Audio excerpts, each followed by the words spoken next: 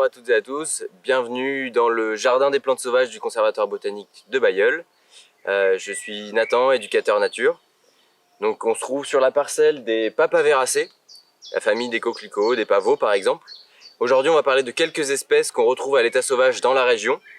Et le contre-exemple c'est celle-ci dont on ne va pas parler, puisque c'est le pavot de Californie qui n'est pas indigène de la région. On va commencer avec le plus commun d'entre tous, le grand coquelicot, Papaver de son nom scientifique. Donc c'est une espèce qui est messicole, on dit aussi compagne des moissons. C'est-à-dire que c'est une plante qui jadis poussait plutôt dans les champs. On retrouve maintenant plutôt en bord de champs, sur les bords de route. Elle va préférer les sols à nu. C'est une espèce pionnière en fait qui aime pas trop la concurrence des autres plantes. Et c'est aussi ces fleurs font beaucoup de pollen qui vont servir à nourrir notamment les bourdons qu'on voit beaucoup dessus. On se retrouve cette fois-ci devant le coquelicot douteux, Papaver dubium, qui ressemble un petit peu au grand coquelicot, mais ses fleurs sont un petit peu plus petites, ses pétales sont plus clairs, orange, rouge clair, et ils ne se chevauchent pas.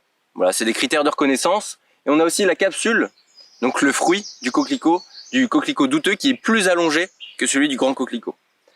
Alors, comme celui qu'on a vu avant, ces graines aiment bien les sols qui sont retournés, remués, et c'est notamment pour ça qu'on l'a retrouvé, qu'il avait des floraisons spectaculaires sur les champs de bataille pendant les guerres mondiales, à cause des trous d'obus qui remuaient les sols. Alors cette fois-ci, on se penche sur une espèce qui est un peu plus rare dans la région. Il s'agit du pavot cornu, Glossium flavum, son nom scientifique. À l'origine, il pousse plutôt en milieu méditerranéen, sur les laisses de mer, donc en milieu littoral. Et on l'a retrouvé dans les terris, qui est donc un milieu artificiel dans le nord, sur les terris. Et en fait, c'est un milieu qui est très sec, drainant, qui est chaud. Et donc le pavot a fait des terris son habitat de substitution. Et donc c'est une espèce qui est très rare dans la région. Pour finir, une dernière cousine, c'est le pavot somnifère, qu'on appelle aussi l'œillette, et son nom scientifique c'est Papaver somniferum. Alors il a été cultivé dans la région.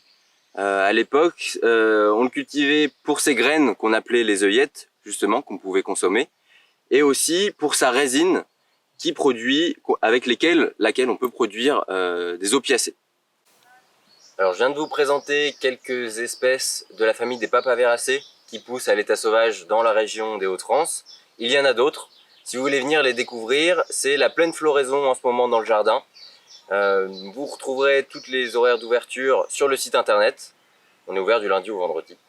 N'hésitez pas à venir les voir et à bientôt au Conservatoire botanique de Bailleul.